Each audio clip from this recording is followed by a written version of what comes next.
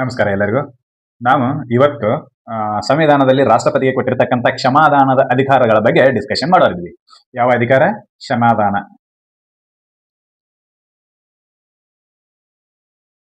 ಕ್ಷಮಾದಾನದ ಅಧಿಕಾರ ಯಾರಿಗೈತಿ? ರಾಷ್ಟ್ರಪತಿಗೆ. ಇದನ್ನು ಕೊಟ್ಟಿರೋ ಕಲಂ ಯಾವ್ದತ್ತೆ ಕೇಳಿದ್ರೆ ಆರ್ಟಿಕಲ್ 72 72 ರಾಷ್ಟ್ರಪತಿಗಳಿಗೆ ಕ್ಷಮೆಯನ್ನ ಕೊಡ್ರಿ ಅಂತೇಳಿ ಅಧಿಕಾರವನ್ನ ಕೊಡ್ತೈತಿ. ಯಾವುದು? ಸಂವಿಧಾನ. ಯಾರಿಗೆ ಕ್ಷಮೆಯನ್ನ ಕೊಡ್ರಿ ಅಂತ ಹೇಳಿದ್ರೆ ಅಪರಾಧಿಗಳಿಗೆ. ಅಪರಾಧಿಗಳಿಗೆ ಕ್ಷಮೆ ಕೊಡ್ರಿ ಅಂತೇಳಿ ಆರ್ಟಿಕಲ್ 72 ಹೇಳ್ತೈತಿ. ಅಪರಾಧಿಗಳಿಗೆ ಕ್ಷಮೆ ಕೇಳ್ಬೇಕು ಮೊದಲು. ಅವ್ರು ಅಪರಾಧಿಗಳು ಅಂತೇಳಿ ನಿರ್ಣಯ ಆಗಿರ್ತೈತಿ. ಅಪರಾಧಿಗಳು ನಂದು ತಪ್ಪು ಆಗೈತ್ರಿ, ಇದೊಂದ್ಸಲ ಕ್ಷಮಿಸ್ರಿ ಅಂತೇಳಿ ಕೇಳ್ಬೇಕು ಅವರು. ಯಾರನ್ನ? ರಾಷ್ಟ್ರಪತಿಯನ್ನ. ಆವಾಗ ಅವರಿಗೆ ಕ್ಷಮೆಯನ್ನ ಮಾಡುವ ಅಧಿಕಾರ ಐತಿ. ಹೌದಾ? ಈಗ ಆರೋಪಿಗಳನ್ನ ಅಪರಾಧಿ ಅಂತೇಳಿ ನಿರ್ಣಯಿಸೋದು ಒಂದು, ಆಮೇಲೆ ಅವರಿಗೆ ಶಿಕ್ಷೆ ಕೊಡೋದೊಂದು. ಜಜ್ಮೆಂಟ್ನ 2 ಭಾಗಗಳಿವು. ಏನು? ಜಜ್ಮೆಂಟ್ನ 2 ಭಾಗಗಳು ಯಾವ್ಯಾವು? ಒಂದು ಕನ್ವಿಕ್ಷನ್, ನಿರ್ಣಯಕ್ಕೆ ಬರೋದು.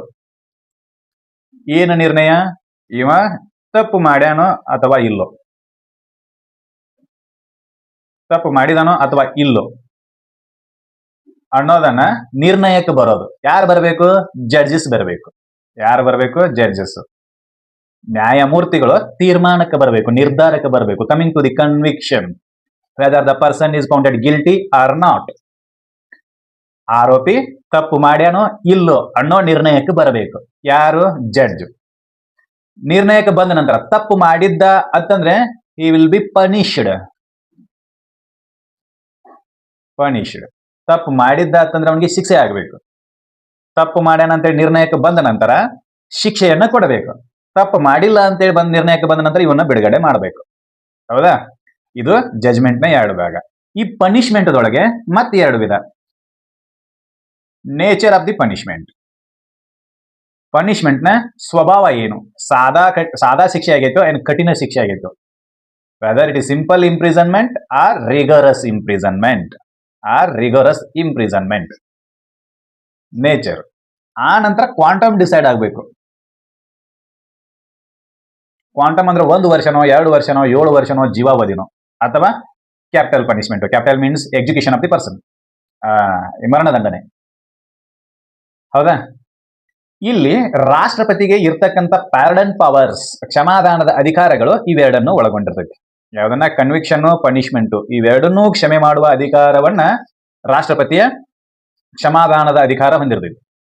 ಈ ಕನ್ವಿಕ್ಷನ್ ಮತ್ತು ಪನಿಷ್ಮೆಂಟ್ ಎರಡನ್ನೂ ಕ್ಷಮೆ ಮಾಡಿದ್ರು ಅಂತಂದ್ರೆ, ಪ್ಯಾರ್ಡನ್ ಮಾಡಿದ್ರು ಅಂತಂದ್ರೆ ಅದನ್ನ ಪ್ಯಾರಡಾನ್ ಅಂತ ಕರಿತೀವಿ, ಕ್ಷಮಾದಾನ ಅಂತ ಕರಿತೀವಿ. ಪ್ಯಾರ್ಡನ್ ಎರಡನ್ನೂ ರದ್ದು ಮಾಡಬೇಕು. ಕನ್ವಿಕ್ಷನ್, ಅವ್ನು ತಪ್ಪು ಮಾಡ್ಯಾನ ಅನ್ನೋದನ್ನು ರದ್ದು ಮಾಡಬೇಕು. ಪನಿಷ್ಮೆಂಟ್, ಅವನ ಶಿಕ್ಷೆಯನ್ನು ರದ್ದು ಮಾಡಬೇಕು. ಯಾರು? ರಾಷ್ಟ್ರಪತಿ. ಅವಾಗ ಆ ಮನುಷ್ಯ ಏನಾಗ್ತಾನ ಮತ್ತಂದ್ರೆ ಮತ್ತೆ ತನ್ನ ಒರಿಜಿನಲ್ ಸ್ಟೇಟಸ್ಗೆ ಬರ್ತಾನೆ. The person will be reinstitute in its original status. ಅವನು ತನ್ನ ಮೊದಲಿನ ಸ್ಥಿತಿಗೆ ಬರ್ತಾನೆ. ಈಗ ನಾನು ಮರ್ಡರ್ ಮಾಡೇನಿ ಅಂತಂದ್ರೆ ತಪ್ಪು ಮಾಡೇನಿ ಅಂತ ಅರ್ಥ. ಕನ್ವಿಕ್ಷನ್ಗೆ ಬಂದರೆ ನನ್ನ ಸೆಂಟೆನ್ಸ್ ಮಾಡತ್ತಾರ ಅಂತಂದ್ರೆ ನಾನು ತಪ್ಪು ಮಾಡೇನಿ ಅಂತ ಅರ್ಥ. ಅದನ್ನ ಜಜ್ಮೆಂಟ್ ಮೂಲಕ ಹೇಳ್ಯಾರೆ. ಪನಿಷ್ಮೆಂಟ್ ಏನು? Capital punishment, execution of the person. ಹೌದಾ? ನನ್ನನ್ನ ನೇಣಿಗೆ ಹಾಕ್ಬೇಕೀಗ. ನಾನು ರಾಷ್ಟ್ರಪತಿಗೆ ಕ್ಷಮೆಯನ್ನ ಕೇಳ್ತೀನಿ, ಸಾಹೇಬ್ರೆ ನಂದು ತಪ್ಪಾಗೈತಿ, ಏನ್ ಮಾಡ್ರಿ ಅಂತಂದ್ರೆ ನನಗೆ ಕ್ಷಮಾದಾನವನ್ನ ಕೊಡ್ರಿ ಅಂತೇಳಿ. ಆವಾಗ ರಾಷ್ಟ್ರಪತಿ ಪನಿಷ್ಮೆಂಟ್ ಒಂದನ್ನ ರದ್ದು ಮಾಡೋದಿಲ್ಲ. ಒಂದು ವೇಳೆ ರಾಷ್ಟ್ರಪತಿ ತೀರ್ಮಾನಕ್ಕೆ ಬಂದು ಇವನನ್ನ ನಾನು ಕ್ಷಮೆ ಮಾಡಬೇಕು ಅಂತೇಳಿ ತೀರ್ಮಾನಕ್ಕೆ ಬಂದು ಕ್ಷಮಾದಾನವನ್ನ ಕೊಟ್ಟರು ಅಂತಂದ್ರೆ ಅವಾಗ ಕನ್ವಿಕ್ಷನ್ ರದ್ದಾಕೈತಿ, ಪನಿಷ್ಮೆಂಟ್ ರದ್ದಾಕೈತಿ. The conclusion of the judgment will B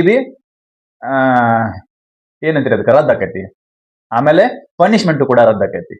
ಆವಾಗ ಮನುಷ್ಯ ಏನಾಗ್ತಾನ ಅಂತಂದ್ರೆ ಮತ್ತೆ ಹೊಸ ಮನುಷ್ಯ ಆಗ್ತಾನೆ. ಅವ ಮೊದಲು ಏನಿದ್ದಲ್ಲ ಆ ಸ್ಟೇಟಸ್ಗೆ ಬರ್ತಾನೆ. Before he committed to offence he will be reinstitute that status ಅಂತ. ಅವನನ್ನ ಅಫೆನ್ಸ್ ಮಾಡೋಕ್ಕಿಂತ ಮೊದಲು ಯಾವ ವ್ಯಕ್ತಿ ಇದ್ದಲ್ಲ ಆ ವ್ಯಕ್ತಿ ಅಂತ ಕನ್ಸಿಡರ್ ಮಾಡ್ತಾರೆ. ಇದನ್ನ ಪ್ಯಾರಡಾನ್ ಅಂತ ಕರೀತಾರೆ. Pardon is nothing but to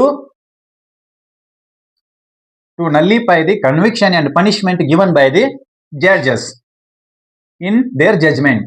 ಅವರು ತಮ್ಮ ತೀರ್ಪಿನಲ್ಲಿ ನಿರ್ಣಯಕ್ಕೆ ಬಂದು ಶಿಕ್ಷೆಯನ್ನ ಪ್ರಕಟಿಸಿದ ಶಿಕ್ಷೆಯನ್ನು ಕೂಡ ರದ್ದು ಮಾಡುವ ಅಧಿಕಾರ ಯಾರಿಗಿರ್ತೈತಿ ಅಂತಂದ್ರೆ ರಾಷ್ಟ್ರಪತಿಗೆ ಇರ್ತೈತಿ. ಅದನ್ನ ನಾವು ಕ್ಷಮಾದಾನ ಅಂತ ಕರಿತೀವಿ. ಹೌದಾ? ಏನು? ನಿರ್ಣಯಕ್ಕೆ ಬಂದು ಪನಿಷ್ಮೆಂಟ್ ಅನ್ನ ಕೊಟ್ಟಿರೋದು ಎರಡನ್ನೂ ರದ್ದು ಮಾಡಬೇಕು. ನಿರ್ಣಯವನ್ನು ರದ್ದು ಮಾಡಬೇಕು, ಪನಿಷ್ಮೆಂಟ್ ಅನ್ನು ರದ್ದು ಮಾಡಬೇಕು. ಅದನ್ನ ನಾವೇನಂತ ಕರಿತೀವಿ ಅಂತಂದ್ರೆ ಪ್ಯಾರಡಾನ್. ಏನು ಕ್ಷಮಾದಾನ ಅಂತ ಕರಿತೀವಿ. ಇನ್ನು ಬರೀ ಪನಿಷ್ಮೆಂಟ್ ಅನ್ನ ಕೊಟ್ಟಿರ್ತಾರೆ, capital punishment. There is execution of the person. Capital punishment ಅನ್ನು ಕೊಟ್ಟಿರ್ತಾರೆ, ಅದನ್ನ ರದ್ದು ಮಾಡದೆ ಅದರ ಪ್ರಮಾಣವನ್ನ ಕಡಿಮೆ ಮಾಡೋದು ಅಥವಾ ಬೇರೆದಕ್ಕೆ ವರ್ಗಾವಣೆ ಮಾಡೋದು, ಈ ರೀತಿ ಮಾಡಿದ್ರು ಅಂತಂದ್ರೆ ಅದಕ್ಕೆ ಡಿಫರೆಂಟ್ ಟರ್ಮ್ಗಳಿದಾವೆ. ಅವು ಯಾವಪ್ಪ ಅಂತಂದ್ರೆ ಕಮ್ಯೂಟೇಷನ್, ರಿಸ್ಪೈಟ್ಸ್, ರಿಪ್ರೀವ್ಡ್. ಹೌದಾ? ಈ ರೀತಿಯಾಗಿರ್ತಕ್ಕಂಥ ಟರ್ಮ್ಗಳನ್ನು ಬಳಸ್ತಾರೆ. ಪ್ರತಿ ಸಲ ಎಕ್ಸಾಮ್ ನೊಳಗೆ ಕೇಳ್ತಾರೆ, what is the meaning of the commutation. ಏನು ಕಮ್ಯೂಟೇಷನ್ ಅಂದ್ರೆ ಏನು ಕೊಡ್ತಾರೆ ಕೆಳಗೆ 4 ಆಪ್ಷನ್ ಕೊಡ್ತಾರೆ. ಅದರೊಳಗೆ ನಾವು ಕಣ್ಣು ಮುಚ್ಚಿ ಯಾವುದೋ ಒಂದು ಟಿಕ್ ಮಾಡಿ ಬರ್ತೀವಿ. ನಾ ಕರೆಕ್ಟ್ ಮಾಡೇನೆ ಅಂತೇಳಿ ಎಣಸೋದು ಈ ಆನ್ಸರ್ ಬಂದಾಗ ಗೊತ್ತಾಗ್ತೈತೆ ಹಣೆ ಬರ ಏನೈತೆ ಅಂತೇಳಿ. ಹೌದಾ? ಆರ್ಟಿಕಲ್ 72 ಎಷ್ಟು ಬಾರಿ ಎಕ್ಸಾಮ್ಗೆ ಬಂದೈತಿ ಅಂತಂದ್ರೆ ಮಾತಾಡೋದಿಲ್ಲ ಅದನ್ನ. ಈಗ ಬರೇ ಮೊದಲು ಏನ್ ಕೇಳ್ತಿದ್ರು ಅಂತಂದ್ರೆ ಕ್ಷಮಾದಾನದ ಅಧಿಕಾರವನ್ನ ಹೇಳುವ ಆರ್ಟಿಕಲ್ ಯಾವುದು ಅಂತ ಕೇಳ್ತಿದ್ರು. ಬಟ್ ನಾವ್ ಡೇಸ್ ಅವ್ರು ಏನ್ ಮಾಡ್ಯಾರ, ಈ ಸದ್ಯದ ದಿನಗಳಲ್ಲಿ ಅದನ್ನ ಬಿಟ್ಟಾರೆ, ಒಳಗೊಂಟಾರೆ.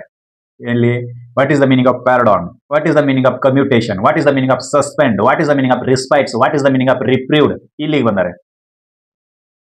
The terms where we what is the meaning of the terms ಅಂತ ಕೇಳಕತ್ತಾರೆ. ಆ ಪದಗಳ ಅರ್ಥ ಏನು ಅದನ್ನು ಮತ್ತೆ ಒಂದೊಂದೇ ಕೇಳೋದಿಲ್ಲ. ಹೊಂದಿಸಿ ಬರೀರಿ ಅಂತೇಳಿ ಈಚೆ ಕಡೆ 4 ಟರ್ಮ್ ಕೊಡ್ತಾರೆ, ಈಚೆ ಕಡೆ 4 ಆನ್ಸರ್ ಕೊಡ್ತಾರೆ ಹೊಂದಿಸ್ರಿ ಅಂತ ಹೇಳಿ. ಒಂದಕ್ಕೊಂದು ಹೊಂದಾಗ್ತಾ ಇರಲಿಲ್ಲ, ಯಾಕಂದ್ರೆ ಅದ್ರ ಬಗ್ಗೆ ನಮಗೆ ಗೊತ್ತಾನೆ ಇಲ್ಲ. We should study for that. ನಾವೇನು ವಿಚಾರ ಮಾಡಬೇಕು, ಹೆಂಗ್ ವಿಚಾರ ಮಾಡಿ ಸ್ಟಡಿ ಮಾಡಬೇಕು ಅಂತಂದ್ರೆ ಎಕ್ಸಾಮಿನರ್ ಏನ್ ವಿಚಾರ ಮಾಡಕತ್ತಾನ ಅನ್ನೋದನ್ನ ವಿಚಾರ ಮಾಡಿ ಸ್ಟಡಿ ಮಾಡಬೇಕು. To think about the what the examiner thinking, then we study on that matter and on that manner. ಇದ್ರೊಳಗನೆ ಸ್ಟಡಿ ಮಾಡಬೇಕು ಅಂದ್ರೆ ನಾವು ಎಕ್ಸಾಮ್ ಅನ್ನ ಕ್ರ್ಯಾಕ್ ಮಾಡಕ್ ಸಾಧ್ಯ ಆಗ್ತೈತಿ. ನಮಗೆ ಎಕ್ಸಾಮಿನರಿಗೆ ಗೊತ್ತಿರತೈತಿ ಇವ್ರಿಗೆಲ್ಲಾನು ಗೊತ್ತೈತಿ ಅಂತೇಳಿ, ಆದ್ರೆ ಒಂದು ಗೊತ್ತಿರೋದಿಲ್ಲ ಅಂತೇಳಿ. ಸಾರಿ, ನಮಗೆಲ್ಲಾನು ಗೊತ್ತಿರತೈತಿ ಆದ್ರೆ ಒಂದು ಗೊತ್ತಿರೋದಿಲ್ಲ, ಏನು ಎಕ್ಸಾಮಿನರ್ ಏನು ಥಿಂಕ್ ಮಾಡಕತ್ತಾನ ಅಂತೇಳಿ ಗೊತ್ತಿರೋದಿಲ್ಲ. ಹೌದಾ? ಅದನ್ನ ಥಿಂಕ್ ಮಾಡಿ ಸ್ಟಡಿ ಮಾಡಬೇಕು ಪ್ರತಿ ಸಲನು ನಾವು. ಇನ್ ಸ್ಪೇಚ್ ಎಲ್ಲಿ ಬರ್ತೈತಿ ಅನ್ನೋದನ್ನ ಥಿಂಕ್ ಮಾಡಿ ನಾವು ಆ ಲಾಕ್ನಿಂದ ಹೊರಗೆ ಬಂದಿವಿ ಅಂತಂದ್ರೆ ಎಕ್ಸಾಮ್ ಅನ್ನ ಕ್ರ್ಯಾಕ್ ಮಾಡ್ತೀವಿ, ಇರ್ಲಿಲ್ಲ ಅಂದ್ರೆ ಇಲ್ಲ. ಪ್ರತಿ ಸಲನು ಇಷ್ಟೇ ವಿಚಾರ ಮಾಡಬೇಕು. ಪ್ರತಿ ಅಧ್ಯಾಯವನ್ನು ಓದಬೇಕಾದಾಗ ಏನ್ ಮಾಡಬೇಕು, what the examiner thinking in that issue, ಈ ವಿಷಯದ ಮೇಲೆ ಆ ವ್ಯಕ್ತಿ ಏನ್ ವಿಚಾರ ಮಾಡಕತ್ತಾನೆ ಅನ್ನೋದನ್ನ ನಾವ ಮೊದಲು ವಿಚಾರ ಮಾಡಿದೀವಿ ಅಂತಂದ್ರೆ, ಅಂದ್ರೆ ಮುಂದೆ ಬರುವ ಸಂಕಷ್ಟಗಳ ಬಗ್ಗೆ ವಿಚಾರ ಮಾಡಿ ಅದರ ಪರಿಹಾರವನ್ನ ಈಗಲೇ ಕಂಡುಕೊಂಡಿವಿ ಅಂತಂದ್ರೆ there is no problem at all in exam. We avoid now at times, then we will be suffer in examination. ನಾವೇನ್ ಮಾಡ್ತೀವಿ ಅಂತಂದ್ರೆ ಈ ಕಾಲಂಗ ಸರಿಸಬೇಕು ಅಂತೇಳಿ ಏನ್ ಮಾಡ್ತೀವಿ ಅಂತಂದ್ರೆ ಬರೀ ಓದ್ಕೋತ ಹೋಗ್ಬಿಡ್ತೀವಿ. ಬಾಯಾಟ ಮಾಡೋ ಪದ್ಧತಿ ಬೆಳೆದು ಬರಕೈತಿ, ಕಂಠಪಾಠ ಮಾಡೋದಕ್ಕೆ ಕರಿತೀವಿ, ಅದು ಬಿಡಬೇಕು. The terms what is said, ಆ ಪದಗಳು ಏನ್ ಹೇಳಕತ್ತಾವ ಅನ್ನೋದನ್ನ ಅರ್ಥ ಮಾಡ್ಕೋಬೇಕು. ಅರ್ಥ ಮಾಡ್ಕೊಂಡಾಗ ಗೊತ್ತಾಕೈತಿ ಏನಂತೇಳಿ. ಹೌದಾ? ಈಗ ನಾವು ನೋಡಿದ್ವಿ what is the meaning of the pardon. Pardon is the power of the president to nullify the conviction and punishment of the person given by the judges in their judgment. ಒಬ್ಬ ವ್ಯಕ್ತಿಯ ತಪ್ಪಿತಸ್ಥ ಅನ್ನುವ ನಿರ್ಧಾರ ಮತ್ತು ಅವನಿಗೆ ನೀಡಿರ್ತಕ್ಕಂಥ ಶಿಕ್ಷೆ ಎರಡನ್ನು ರದ್ದು ಮಾಡೋದನ್ನ ನಾವು ಕ್ಷಮಾದಾನ ಅಂತ ಕರಿತೀವಿ. ಹೌದಾ? ಈ ಅಧಿಕಾರ ಆರ್ಟಿಕಲ್ 72 ರಾಷ್ಟ್ರಪತಿಗಳಿಗೆ ಕೊಡ್ತೈತಿ. ಇದಿಷ್ಟು.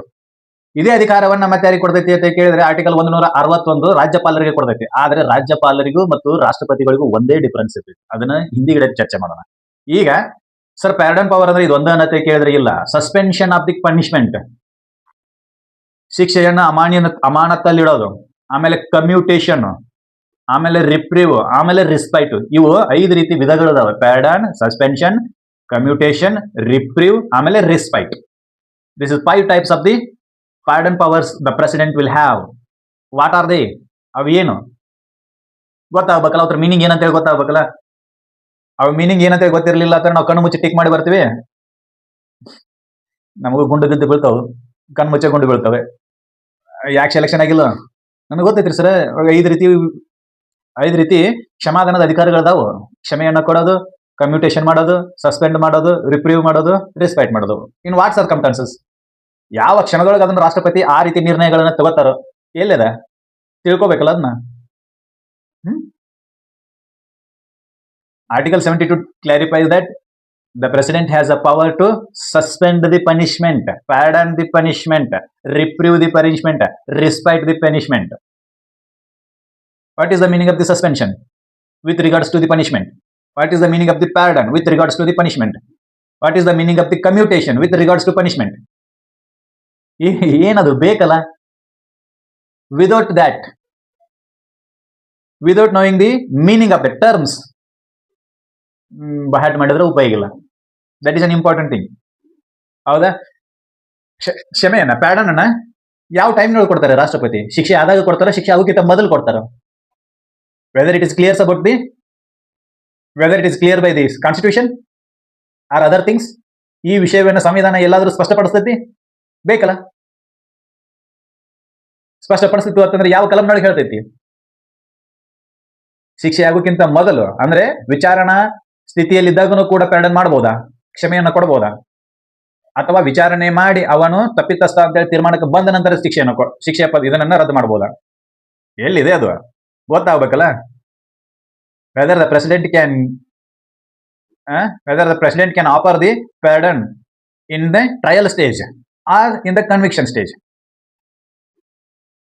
ಎಲ್ಲಿ ಎಲ್ಲಿ ಎಲ್ಲಿ ಯಾವಾಗ ಕ್ಷಮೆಯನ್ನು ಮಾಡ್ಬೇಕವ ವ್ಯಕ್ತಿ? ರಾಷ್ಟ್ರಪತಿಯವರು. We should learn in proper way. ನಾವು ಪ್ರತಿಯೊಂದನ್ನ ಕರೆಕ್ಟ್ ಆಗಿ ಕಲಿತೀವಿ ಅಂತಂದ್ರೆ ಕರೆಕ್ಟ್ ಆಗಿನೇ ನಾಲೆಜ್ ಬರ್ತದ. ನಾವೇನ್ ಮಾಡ್ತೀವಿ ಅಂತಂದ್ರೆ ಮಜ್ಜಿಗೆ ಪುರ್ತಕ ರಾಮಾಯಣ ಏನ ದಶರಥನ ಕಂದ ರಾವಣನ ಕೊಂದ ಸೀತನ ತಂದ ಹಾಕಿ ಮಜ್ಜಿಗೆ ಅಂತೇಳಿ ಮಜ್ಜಿಗೆ ಪುರ್ತಕ ರಾಮಾಯಣ ಮಾಡಿದ್ವಿ ಅಂತಂದ್ರೆ there is no use at all in present tense and in future tense also. In present time and in future time. ಈ ಸಂವಿಧಾನವನ್ನು ಯಾಕೆ ಓದಬೇಕು ಅಂತಂದ್ರೆ for the purpose of the examination ಅಂತ ಅಲ್ಲ ಇದು. ನಾನು ಎಕ್ಸಾಮ್ ಕ್ಲಿಯರ್ ಮಾಡೋ ಸಲುವಾಗಿ ನಾನು ಸಂವಿಧಾನವನ್ನು ಓದ್ತೀನಿ ಅಂತಂದ್ರೆ ನಿಮ್ಮ ಮೂರ್ಖತನ ಅದು. ಏನು ಎದ್ರ ಸಂಬಂಧ ಓದಬೇಕು ಸಂವಿಧಾನವನ್ನ? ಯಾವ್ದಾದ್ರು ದೊಡ್ಡ ಆಫೀಸರ್ಸ್ ಬಂದು ನೀನ್ ಏನಾದ್ರು ಕ್ವಶನ್ ಕೇಳಿದ್ರೆ ಆನ್ ದಾಟ್ ಬೇಸಿಸ್ ಆವಾಗ ನೀವು ಧೈರ್ಯದಿಂದ ಸಂವಿಧಾನ ಇದು ಹೇಳ್ತೈತ್ರಿ ಸಾಹೇಬ್ರೆ, ಇದ್ರಂಗ ಮಾಡ್ರಿ, ಇದಿದೆ ಸಂವಿಧಾನ ಹಿಂಗ್ ಹೇಳ್ತದೆ, ಕಾನೂನು ಹಿಂಗ್ ಹೇಳ್ತದೆ, ಅಷ್ಟು ಧೈರ್ಯನ ಸಂವಿಧಾನ ನಿಮಗೆ ಕೊಡ್ತದೆ. ಅದ್ರ ಸಂಬಂಧ ಓದಬೇಕು. ನಾವೇನ್ ಮಾಡ್ತೀವಿ? ಫಾರ್ ಎಕ್ಸಾಂಪಲ್, ನಾನು ಈಗ ಸಂವಿಧಾನವನ್ನು ಓದೇನಿ. ಈಗ ನಮ್ಗೆ ಗೊತ್ತಿರೋರು ಯಾರಿಗೋ ಒಬ್ಬರಿಗೆ ಮರಣದಂಡನೆ ಶಿಕ್ಷೆ ಆಗ್ಯದ. The conviction is that execution of the person, death sentence ಆಗ್ಯದ ಅಥವಾ ಕ್ಯಾಪಿಟಲ್ ಸೆಂಟೆನ್ಸ್ ಅಂತ ಕರಿತೀವಿ. ಹೌದಾ? ನಿಮ್ಗೆ ಅನಿಸ್ತದ ಆ ವ್ಯಕ್ತಿ ಈ ಕಾನೂನಿನ ಮುಂದೆ ಏನಾಕೈತಿ ಅಂತಂದ್ರೆ ಕಾನೂನನ್ನು ಡಿಸೈಡ್ ಮಾಡೋ ಮುಂದೆ ಕಾನೂನು ಏನ್ ಮಾಡ್ತೈತಿ ಅಂದ್ರೆ ಕೆಲವೊಂದಿಷ್ಟು ವಿಷಯಗಳನ್ನ ಮಗಪ್ ಮಾಡಿರ್ತೈತಿ. ಅಥವಾ ಎನ್ಕ್ವೈರಿ ಟೈಮ್ನೊಳಗ ಅಥವಾ FIR ಹಾಕೋ ಟೈಮ್ನೊಳಗ ಅಥವಾ ಚಾರ್ಜ್ ಶೀಟ್ ಹಾಕೋ ಟೈಮ್ನೊಳಗ ಉದ್ದೇಶಪೂರ್ವಕವಾಗಿ ಆ ವ್ಯಕ್ತಿನ ಅದ್ರೊಳಗೆ ಶಿಕ್ಷಿದ್ರು ಅಂತಂದ್ರೆ, ಆ ವ್ಯಕ್ತಿಗೂ ಕನ್ವಿಷನ್ ಆಗಿತ್ತು ಅಂತಂದ್ರೆ ಅವಾಗ ಏನ್ ಮಾಡಬೇಕು? The pardon power of the president. You don't know about that ಅಂತಂದ್ರೆ ನಿನಗ ಆ ರಾಷ್ಟ್ರಪತಿಯ ಕ್ಷಮಾದಾನದ ಅಧಿಕಾರಗಳ ಬಗ್ಗೆ ನಿಮಗೆ ಗೊತ್ತಿರಲಿಲ್ಲ ಅಂದ್ರೆ how can you help that person? ನೀನು ದೊಡ್ಡ ದೊಡ್ಡ ಡಿಗ್ರಿ ತಗೊಂಡು ಏನ್ ಮಾಡಾಕತ್ತೀರಿ?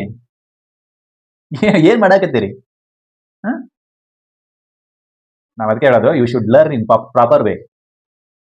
ಯಾವ ಟೈಮಿನೊಳಗೆ ನೀವು ಪ್ಯಾರ್ಡನ್ಗೆ ಅಪ್ಲಿಕೇಶನ್ ಹಾಕಬೇಕು, ಆನ್ ವಾಟ್ ಬೇಸಿಸ್, ಯಾವ ಆಧಾರದ ಮೇಲೆ ಹಾಕಬೇಕು? ಸಾಹೇಬ್ರೆ, ಇವೆಲ್ಲರೂ ಜೀವನಕ್ಕೆ ಬೇಕಾಗಿರ್ತಕ್ಕಂಥ ಪಾಠಗಳಿವೆಲ್ಲ, ಇವತ್ತಿನ ಕಲಿಬೇಕು. ಅದಿರಲಿ, ಮುಂದಿನ ವಿಡಿಯೋದಲ್ಲಿ ಅವು 5 ವಿಷಯಗಳ ಬಗ್ಗೆ ಚರ್ಚೆ ಮಾಡೋಣ. The types of the pardon, the powers which is given by the constitution to the president. ಅಧಿಕಾರಗಳನ್ನ ರಾಷ್ಟ್ರಪತಿಗೆ ಕೊಟ್ಟದ ಯಾವುದು? ಸಂವಿಧಾನ. ಅದರೊಳಗ 5 ವಿಧಗಳದಾವು, ಅದ್ರ ಬಗ್ಗೆ ನಾವು ಚರ್ಚೆ ಮಾಡೋಣ. ಯಾವಾಗ? ಮುಂದಿನ ವಿಡಿಯೋದೊಳಗೆ. ಈ ವಿಡಿಯೋದಲ್ಲಿ ಜಸ್ಟ್ ಅದರದ್ದು ಇಂಟ್ರೊಡಕ್ಷನ್ ಅಷ್ಟೇ. ಏನು? ರಾಷ್ಟ್ರಪತಿಗೆ ಪ್ಯಾರ್ಡನ್ ಪವರ್ ಐತಿ ಯಾವಾಗ? ಜಜ್ಮೆಂಟ್ ಬಂದಾಗ. ಜಜ್ಮೆಂಟ್ನೊಳಗೆ 2 ಭಾಗಗಳಿರ್ತವೆ, ಒಂದು ಕನ್ವಿಕ್ಷನ್, ಇನ್ನೊಂದು punishment. If the conviction is concluded the person found to be guilty, then he will be punished.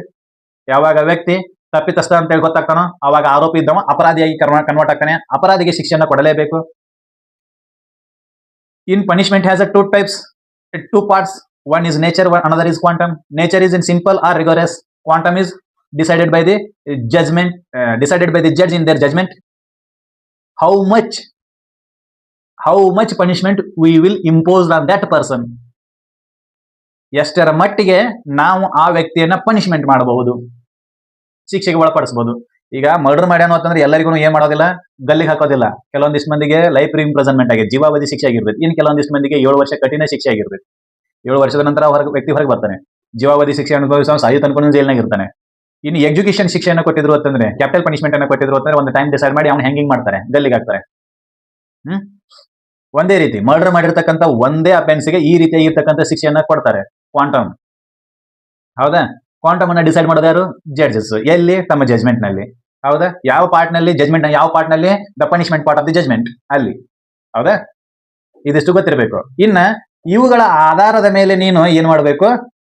ರಾಷ್ಟ್ರಪತಿ ಹತ್ರ ಸಾಹೇಬ್ರೆ ನಾವು ಮಾಡಿದ್ದು ತಪ್ಪಾಗೈತಿ ಅಂತೇಳಿ ಇಂತಿಂತ ಕೋರ್ಟ್ಗಳೆಲ್ಲಾನು ಡಿಸೈಡ್ ಮಾಡವೆ ಮತ್ತೆ ನಾ ಅಂತೂ ನನ್ನ ತಪ್ಪಿಗೆ ಪಶ್ಚಾತ್ತಾಪ ಪಟ್ಟೇನಿ ಆ ಆಧಾರದ ಮೇಲೆ ನನಗೆ ಕ್ಷಮೆಯನ್ನ ಕೊಡ್ರಿ ಅಂತೇಳಿ ಕೇಳಬೇಕು ರಾಷ್ಟ್ರಪತಿನ. ಅವಾಗ ಕೇಳಿದಾಗ ರಾಷ್ಟ್ರಪತಿಯವರು ನೀನು ಕರೆಕ್ಟ್ ಆಗಿ ಪಶ್ಚಾತ್ತಾಪ ಪಟ್ಟಿಯೋ ಇಲ್ಲೋ ಅಂತ ಡಿಸೈಡ್ ಮಾಡ್ತಾರೆ. ಡಿಸೈಡ್ ಮಾಡಿದ ನಂತರ ನೀನು ಪಶ್ಚಾತ್ತಾಪ ಪಟ್ಟಿ ನಿನ್ನ ನಡತೆ ಎಲ್ಲ ಸರಿ ಆಗೈತಿ ಅಂತ ಹೇಳಿ ಅನ್ಕೊಂಡಿದ್ರಿ, ಅವ್ರಿಗೆ ಅನಿಸ್ತು ಅಂತಂದ್ರೆ ನಿನ್ನನ್ನ ಕ್ಷಮೆ ಮಾಡ್ತಾರೆ, ಇರ್ಲಿಲ್ಲ ಅಂದ್ರೆ ಇಲ್ಲ. ಹೌದಾ? ಇದಿಷ್ಟನ್ನ ಇವತ್ತು ಇಂಟ್ರೊಡಕ್ಷನ್ ಅಂತ ಹೇಳಿ ಕಲಿತೀವಿ. ಇನ್ನ ನೆಕ್ಸ್ಟ್ ವಿಡಿಯೋದಲ್ಲಿ ಅದರ ಪೂರ್ಣ ವಿವರಗಳನ್ನು ನೋಡೋಣ. ಅಲ್ಲಿವರೆಗೂ ಧನ್ಯವಾದಗಳು.